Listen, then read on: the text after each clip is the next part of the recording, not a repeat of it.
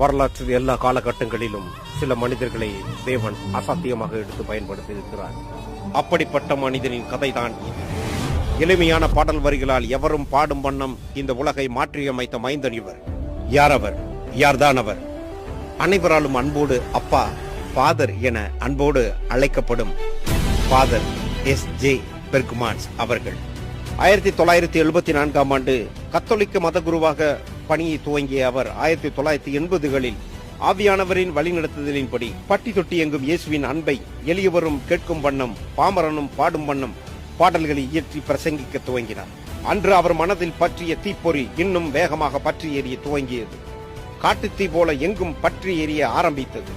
பல பாடல்கள் மற்றும் துதி ஆராதனைகள் மூலம் பலருடைய வாழ்க்கையின் கசப்புகளையும் வெறுப்புகளையும் பாவங்களையும் நீக்கி இயேசுவின் அன்பை அவர்களுடைய உள்ளங்களில் மலரச் செய்தது. 1990களில்